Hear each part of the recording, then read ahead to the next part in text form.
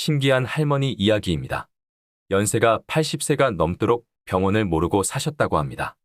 그런데도 건강은 그야말로 만점입니다. 염색을 안 해도 머리는 새까맣고 시력도 젊은이 못지 않습니다. 치아도 멀쩡합니다. 하도 희어서 틀니를 끼고 계신 줄로 착각을 할 정도입니다. 오장육부의 기능도 멀쩡합니다. 위장, 대장, 방광 등 어느 한 곳도 이상이 없다고 합니다. 진찰을 하면서 복부의 모혈 자리들을 눌러 확인했다고 합니다. 노인 여성들에게 흔한 요실금 증세나 퇴행성 관절염도 전혀 없는 분입니다. 손발이 차거나 배가 찬 것도 없고 뼈에 바람이 든다는 등 그런 것도 전혀 모르는 분이지요. 정말 놀랄만한 일입니다. 그래서 비결을 물었습니다. 그 대답이 바로 오늘 소개하려고 하는 조탁법입니다. 조탁법은 양쪽 손에 10개 손가락만 있으면 끝입니다. 손가락 끝으로 머리 전체를 마치 새가모이를 쪼듯이 가볍게 톡톡 두드리는 겁니다. 하루에 몇 번을 해야 한다는 기준은 없습니다. 시간 날 때마다 자주 하면 자주 할수록 좋습니다. 세게 두드릴 필요도 없습니다. 많이 아픈 사람은 가볍게 두드리고 거의 아프지 않은 사람은 좀 강하게 두드리면 됩니다. 건강한 사람은 머리를 아무리 세게 두드려도 아프지 않습니다. 시원합니다. 두드릴 때 아프던 머리가 점차 아프지 않게 된다면 이는 몸의 상태가 좋아졌다는 증거입니다. 꾸준히 해보시기 바랍니다. 특히 빼먹지 말고 꼭 해야 할 곳은 귀 주변과 뒷골 부위입니다. 이 부분을 잘 두들겨주면 중풍이 예방되며 중풍이 걸린 사람도 점차 증세가 호전됩니다.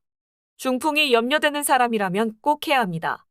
조탁법은 머리카락 난 부분은 물론이고 얼굴 부위와 귀 부위까지도 두드려주는 것입니다. 얼굴 부위도 두드리다 보면 이상하게 아픈 곳과 아프지 않은 곳이 있습니다. 아픈 곳은 무조건 많이 두드려 주어야 합니다.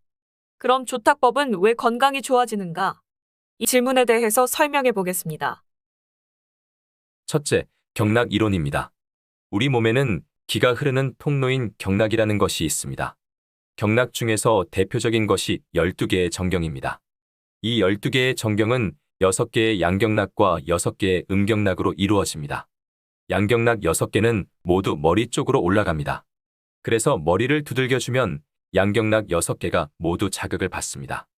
양경락 6개가 자극을 받으면 해당 장부 6개가 모두 풀립니다.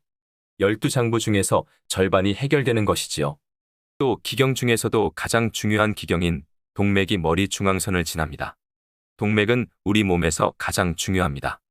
특히 동맥의 상부인 머리 부분을 자극한다는 것은 온몸을 자극하는 것과 같은 효과를 냅니다. 머리 꼭대기 부위를 손으로 자주 두드려주면 신기하게도 치질이 해결됩니다.